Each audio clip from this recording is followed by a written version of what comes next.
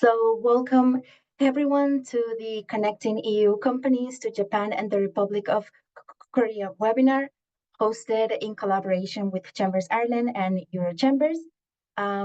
We are pleased to also welcome our invited speaker, the Delphi Networks, a member of Cork Chamber. My name is Monica Valdez, and I am the Enterprise Europe Network Advisor, the world's largest support network for SMEs here at Cork Chamber of Commerce, and I will be the moderator for today's event. As you know, the webinar will be around 45 to 50 minutes, in which we will have 2 speakers and a QA panel. So some housekeeping during the webinar. If you could all please ensure to keep your mics off during the presentations. And once the presentations are complete, we will encourage you to partake on the Q&A. Just for everyone's information, this webinar is going to be recorded up until the Q&A is where the recording is going to stop. Regarding the questions, please enter your questions into the chat box throughout the presentations, and we will try to go through them as many as possible. So to begin with this webinar, I'd like to hand the mic over to James Kiernan for a few words. James is the Director of Relationship Management at Chambers Ireland, and it is part of the team promoting the EU Business Hub, Japan, and the Republic of Korea program. So, James. Thank you, Monica. We're delighted to be here this morning. Thanks to Cork Chamber for facilitating this webinar. It's a great opportunity for the members of the Chamber to find out more about looking at trade in the Republic of Korea and Japan. We'd also like to thank the Delphi Network and Eurochamber, who will be presenting here this morning, and give us interesting insights into trading in those two countries. I think it's an opportune time at the moment to look to new markets, particularly in the East, given the uncertainty there is around trade in other markets in the world at the moment. So, for Irish companies to look and get first steps and get ideas about what it's like to maybe trade in these markets. Just as a call to action for everyone that attends the meeting this morning, Paolo, who's just going to briefly speak now, is going to take you through how to look at the timeline of the trade missions that we've got coming up over the next while, but also just how to go through the process of applying to be on these trade missions. But I think one thing at the start, just how to register. So I think every business, whether you're interested or exploring or not, should as a first step this morning after this webinar, register on the site. Because it'll actually just give you information on those countries and what's happening there, and it'll just keep you in the loop over the next few months. So I'm just going to hand over to Paolo now. Thank you very much, James. So as he mentioned, I would like to introduce our first speaker, Paolo Gontan Harano.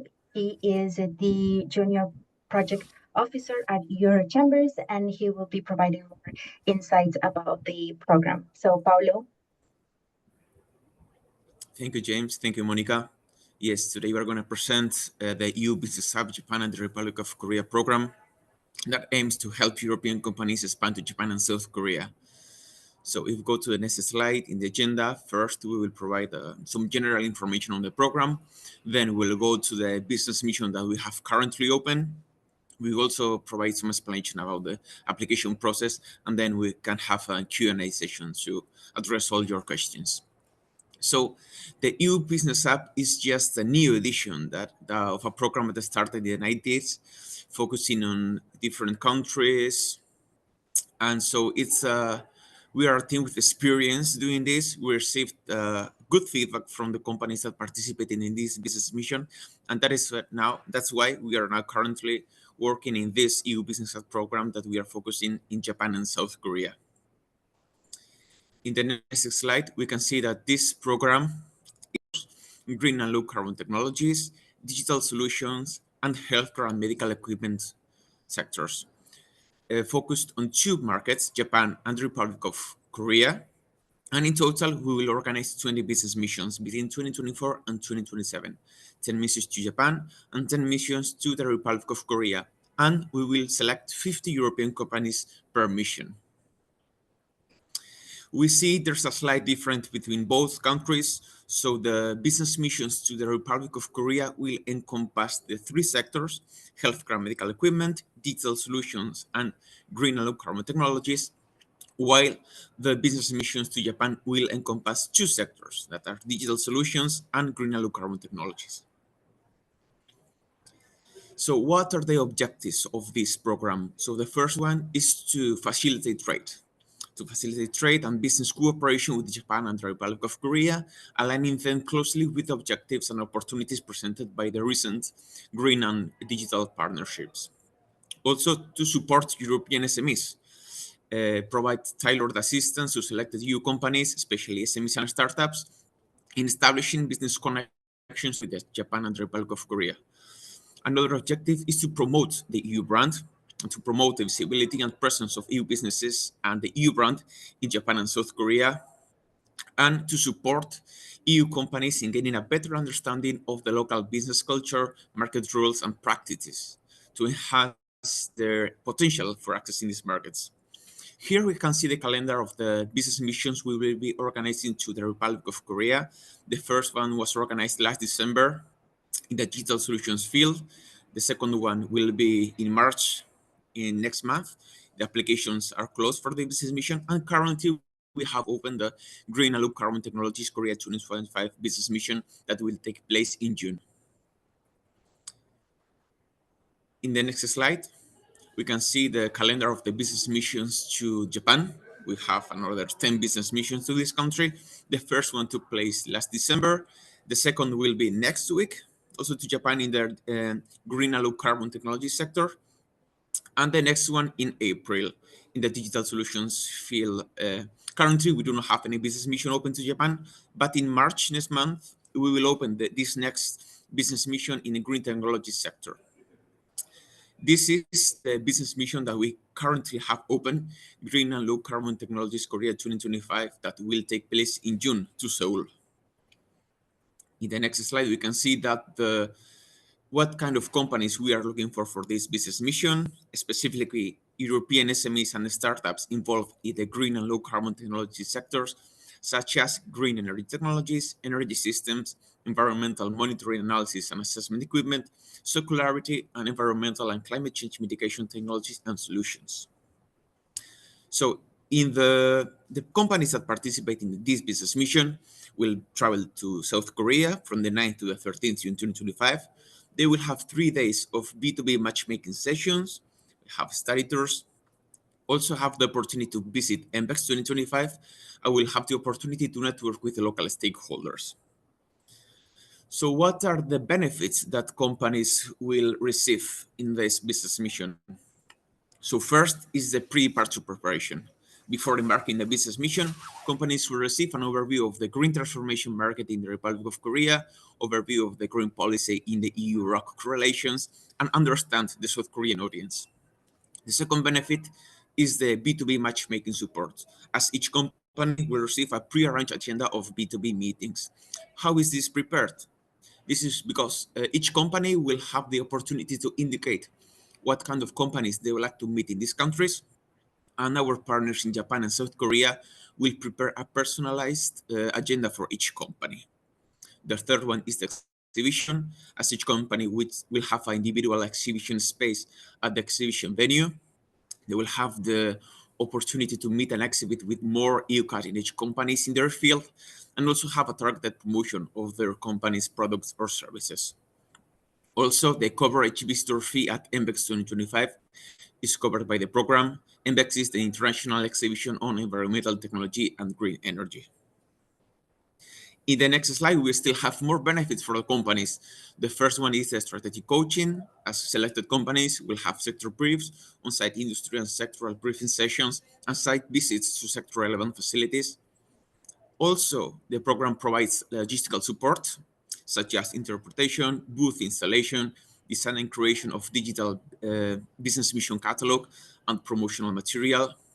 We also have financial support. Up to 1,000 euros for accommodation is covered by the program, and additional financial support to benefit from a menu of additional customized services is also co-funded by the program. This includes interpretation, legal advice, booth decoration, regulatory issues, etc. In the next slide, we can see some pictures of the previous editions that companies participating in this business mission will have the opportunity to visit the MBEX environmental exhibition in South Korea. It's one of the main events in this field in the country. So let's go now through the application process, how to apply. Just to quickly recall that if you are interested in participating in this business mission, the deadline for application is the 21st of February. This means next Friday. In the next slide, we can see that we do have an eligibility criteria to participate in these business missions. So first, you need to be a European SME or a startup. In the case of SMEs, you need to have existed at least for 5 years and be able to demonstrate 3 years of financial figures. In case of startups, exist for 3 years and be able to demonstrate 2 years of financial figures. The second requirement is to be entirely or majority EU-owned and have the headquarters in the European Union. The third requirement is to be active and operational in one of the economic sectors covered by the program, either as a producer, a subcontractor, or an engineering company. Please note that the business consultants are not eligible. The fourth requirement is to have a proven track record of international business cooperation outside the European Union. The fifth is to have a sufficient turnover and number of people employed to successfully enter the target market. And the sixth one is to have a solid business strategy for entering the Japanese on the Korean markets. Also, please note that SMEs and startups can participate in up to 3 business missions distributed within both target countries. This means a company can participate in two business missions to South Korea and a third one to Japan, or up to 2 business missions in Japan and a third one to Korea. Here we have the business mission cycle. The first 4 green boxes belong to the application process. First, we have the registration. If we go to the next slide, we can see that the registration process is quite easy. The next slide, please. Yes, thank you. You just need to go to our website, eubusinesshub.eu, and you will find these green boxes, join us or get started, and you will have the opportunity to create your own accounts. As we can see in the next slide, you will be required to submit basic information like company name, email address, VAT number, contact details. And once you have your account created, you will have the opportunity to submit your expression of interest. In the next slide, please. Yes, once you have your own account, you will see the business missions that are open at the moment. So then you can select a mission and fill in the expression of interest to the business mission you want to participate in.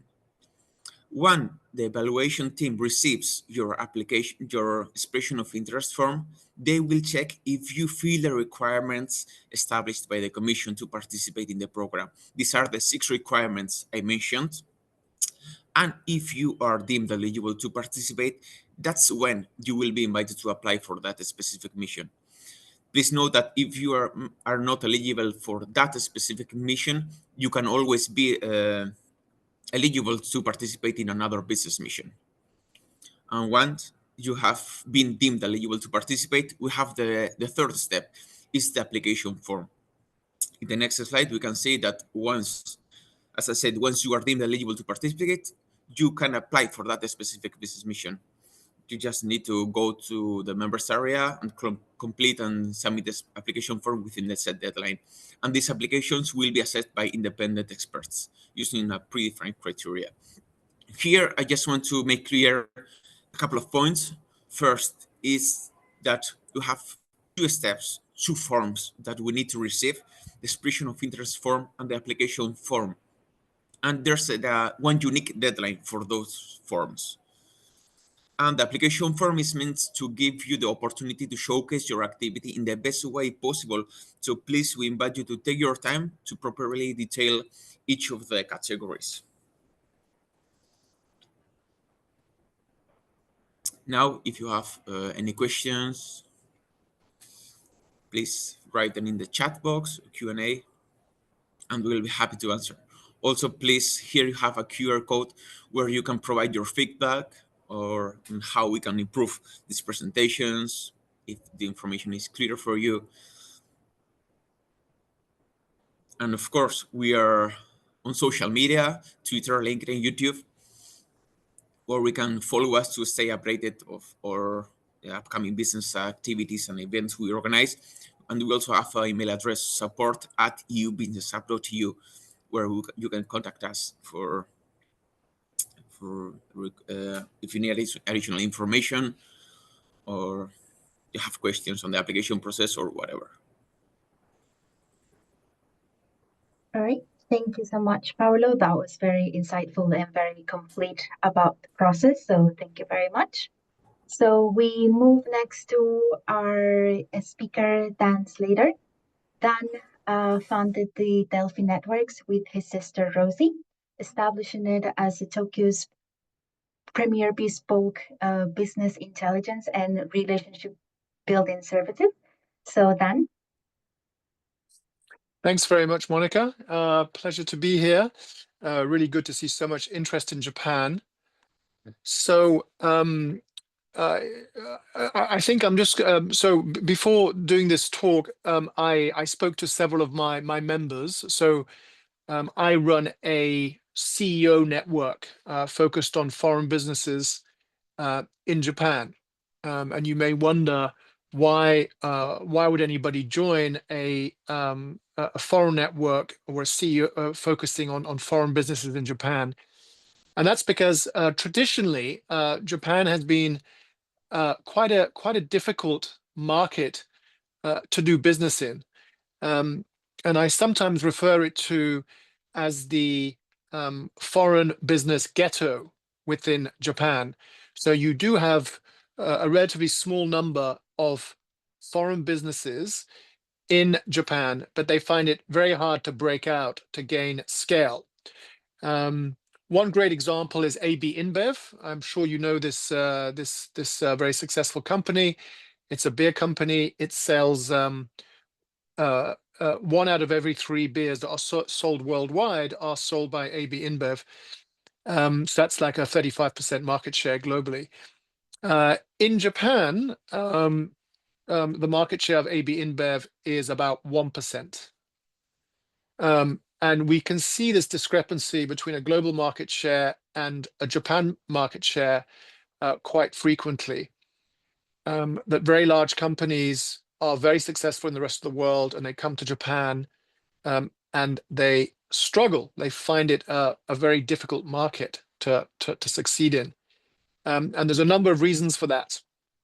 And I think if you read any website or any document or any article about Japan, until very recently, it tended to be negative. In fact, I used to work for The Economist, and one of my clients once complained about the inevitably negative tone of the magazine's coverage of Japan, so that and he sort of gave an example, and he listed all the cover stories that The Economist had written about Japan in the last 10 years, and they were all very negative, all emphasizing demographics. As you all know, Japan's demographics are quite unusual. 30% of the population right now is over the age of 65. 30% is over the age of 65.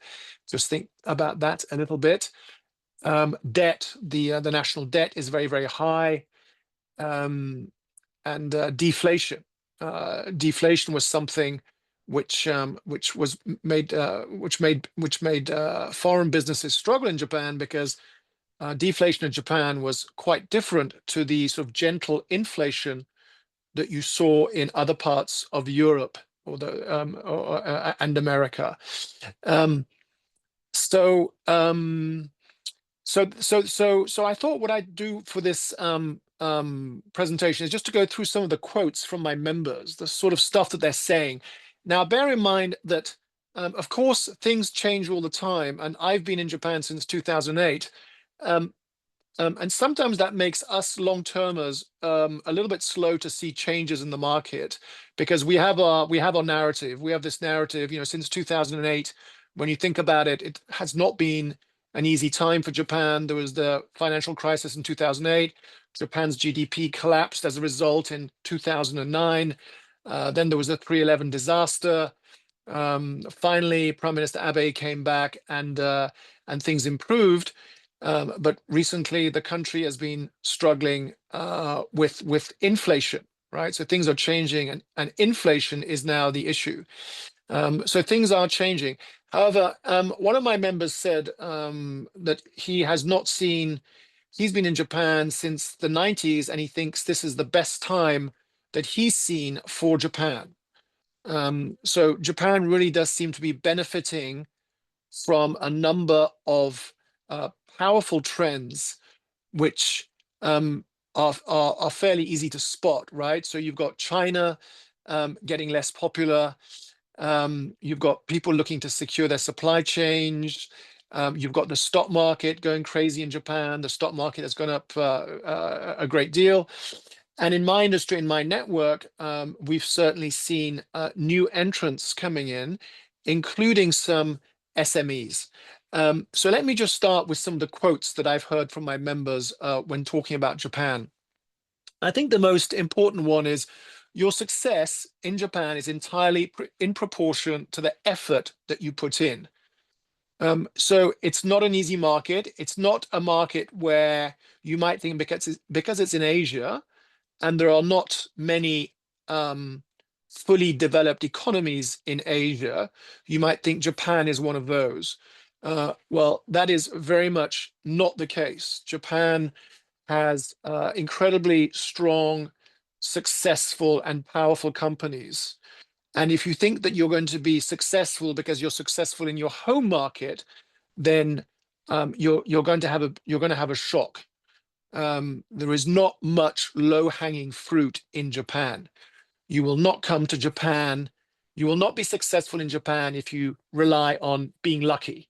Oh, my product works in Ireland. My product works in France. Therefore, it's going to work in Japan. The member I was speaking to just before this talk, he said to me, you really have to think about Japan as a brand new market for your product.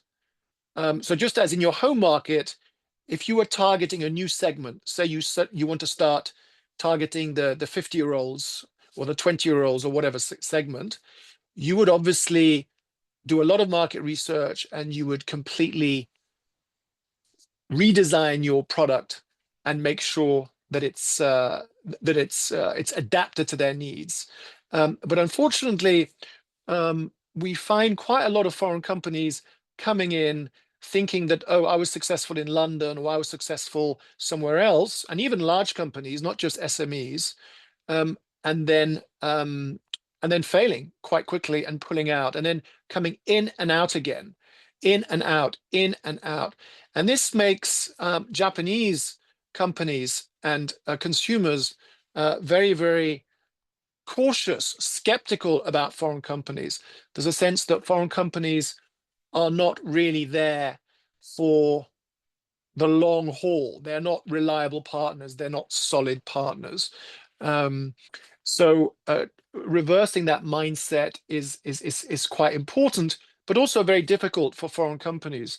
A lot of foreign companies who have been successful in Japan have actually set up completely new production lines in order to export to Japan, because the quality requirements are the highest in the world. The quality and service requirements are the highest in the world. I was talking to an Irish gentleman who represents an IT firm. I'm happy to introduce him if anybody's interested. And he was saying that was one of the biggest shocks of the Irish companies that he tried to bring to Japan, was their lack of understanding of the quality and the service level. So he said, even the largest Japanese companies will, to use his phrase, they will bend over backwards.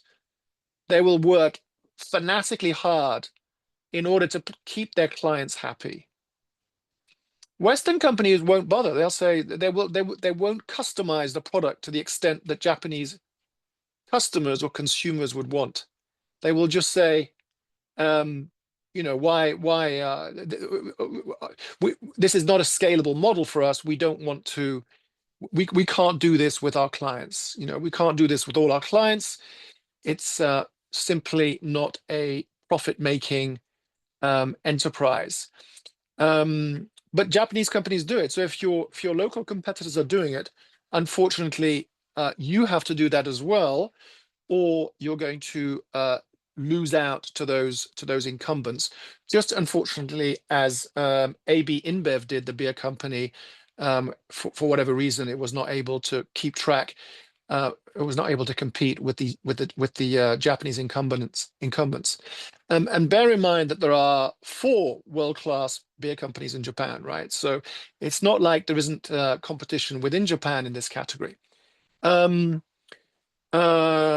Right, and the other thing is, so obviously, as I mentioned earlier, things are changing in Japan, and one of the things that's changing is the inflation. And this has been a real shock to Japan, because Japan is so conditioned by deflation. And it's interesting because deflation has been one of the biggest reasons why foreign companies fail in Japan, in my opinion, because deflation in Japan has meant that Japanese companies have been able, across the whole of the economy, to produce goods and services which at any price point, a high price point, a middle price point, or a low price point, are the best in the world. So whether you're talking about the Grand Seiko, the luxury Seiko range, the medium Seiko, or the 1,000 yen watch, which I recently bought off Amazon when I lost my smartwatch, these are all really, really excellent products. And the Japanese have become world champions at cost performance. They are not interested in fancy narratives. They are not interested in fancy branding. They have the Japanese consumer. One of my members told me he has the best nose, he has the best instinct for marketing BS that he has ever encountered, right? So the Japanese consumer will really educate himself, and in fact, more often herself, very, very carefully about any product that he or she is going to buy. And you really have to make sure that your product is up to scratch. However, some foreign companies, of course, have been incredibly successful. One of my favorite, I mean, you got Coca-Cola. It's a $10 billion company. And I know Coca-Cola is a B2C company, but I think they're an interesting, from a management point of view of a foreign company being successful in Japan, they're very interesting because their lineup of products and their route to market is unique for Coca-Cola globally. So as I mentioned, Coca-Cola is a $10 billion market. It's one of the very few, it's a $10 billion company in Japan, and it's number 1. Okay, so this is a foreign company which has won in Japan. It's beaten all the local competitors, despite the local competitors being incredibly good at what they do. But the way Coca-Cola did that was to have a completely different product lineup. So they sell very little Coke, they sell very little Fanta, they sell very little of the sweet sparkling drinks. They sell tea, they sell some really horrible coffee called Georgia, they sell mineral water, and they sell it via these drinks machines, which you can find at every corner in Japan.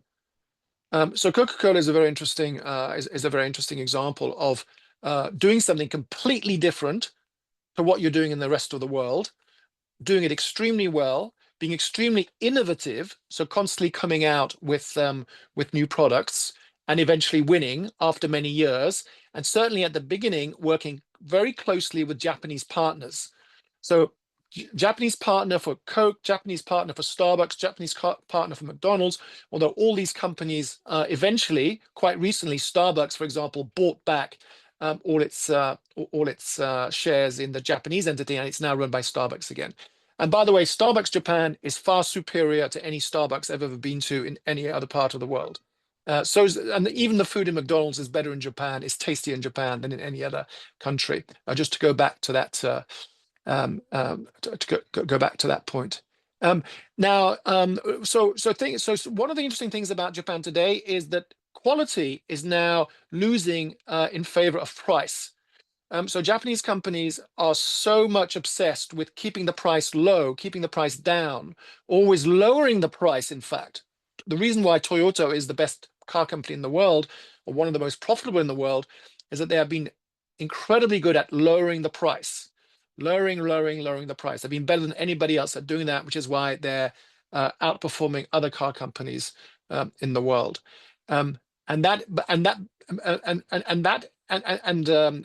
Inflation is having a real impact. It's causing real stress with Japanese companies who are not accustomed to passing on the prices to their consumers. And I was talking to one of the members just earlier, and he said that Japanese companies are coming to him as an importer, and they are saying, you know, we want the same quality, but we will not accept this higher price. And as you know, worldwide, everything has gone up. Shipping costs have gone up, logistics costs have gone up, input costs have gone up everywhere.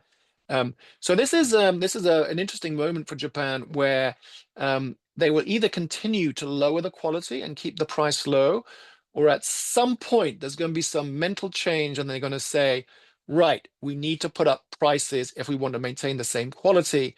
But then you look at the whole issue of whether or not wages are going up, which is they are going up slowly. Finally, wages in Japan, as you know, have been incredibly low globally in every industry, and that's one of the things which is attractive for you as foreign companies coming to Japan, is the cheap yen.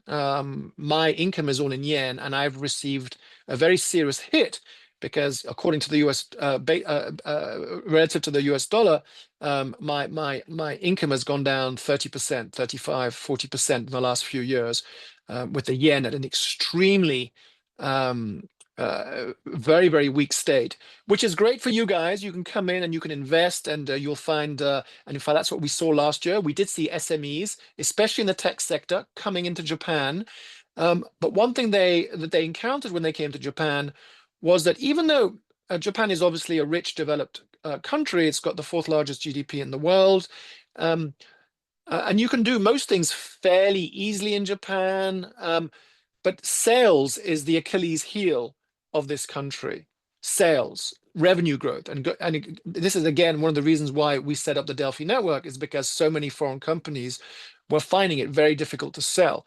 And I think these young tech entrepreneurs from Belgium, from France, from Germany, who joined the Delphi network last year, they thought this is going to be easy because we've read that Japan has a real digital deficit.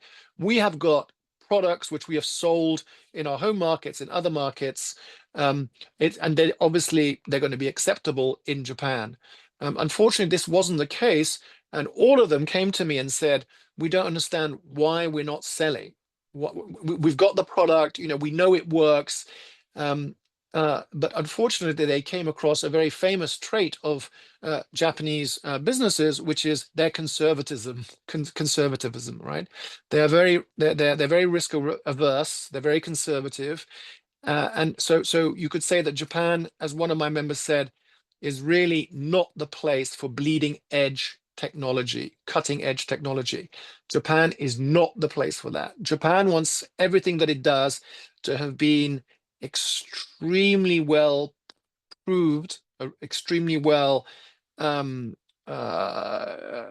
worked out in other markets before they will start using it. And this is true in technology, and it's true in many other areas.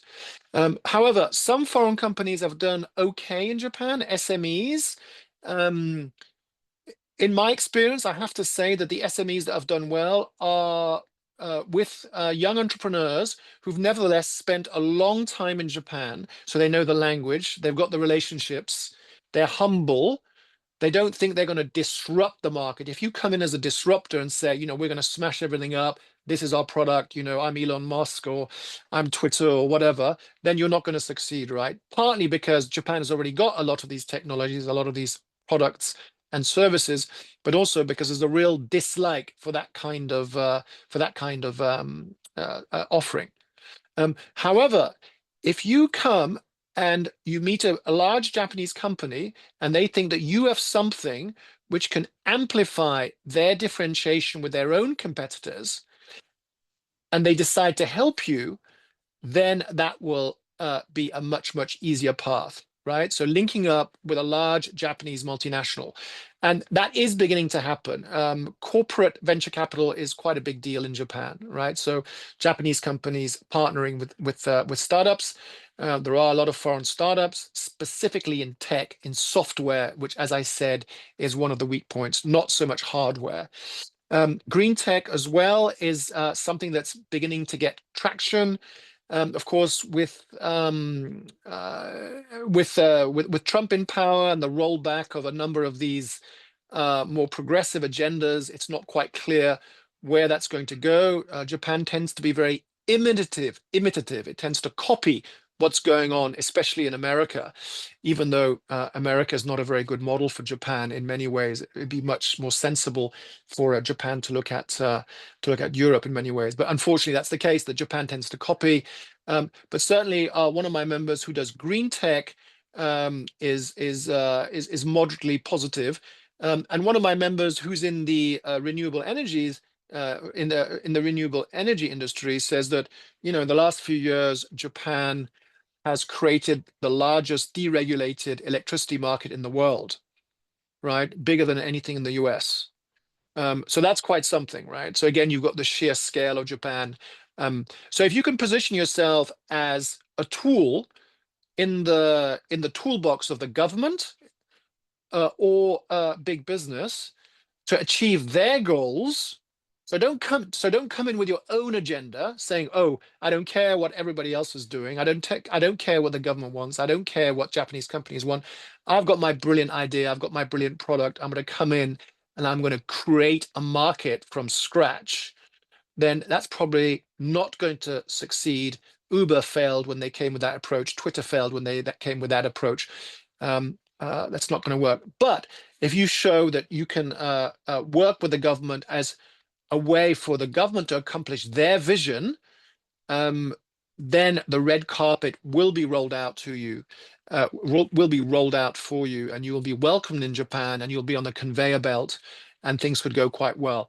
And for startups, it's interesting. I was speaking to some entrepreneurs, and the entrepreneurs said that entrepreneurs like Japan.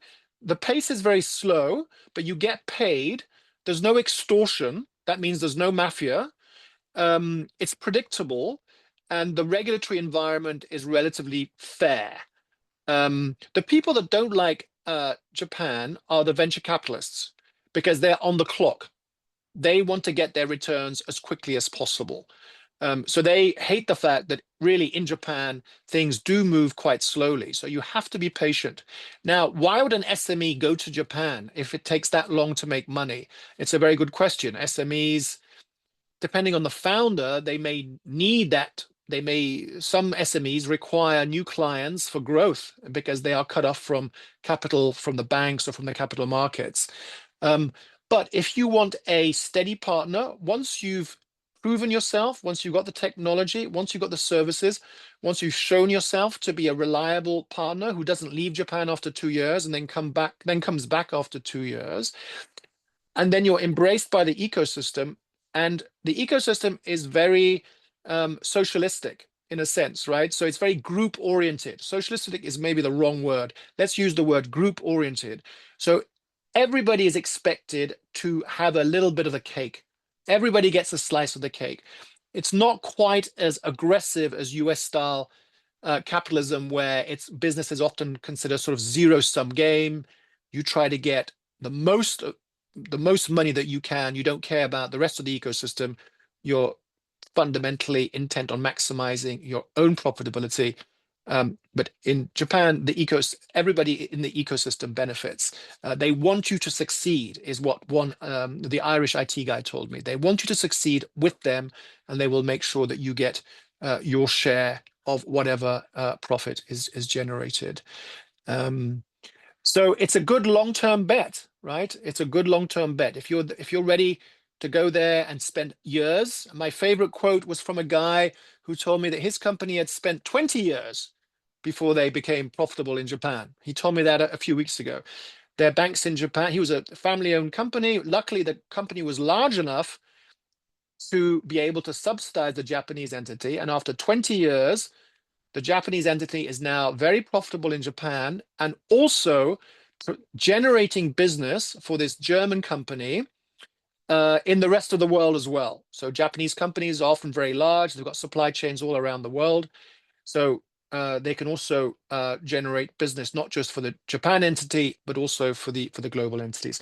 I think I've spoken too long, but thank you very much for listening. And I hope I've given a relatively balanced view of doing business in Japan as a foreign entity. Thanks very much.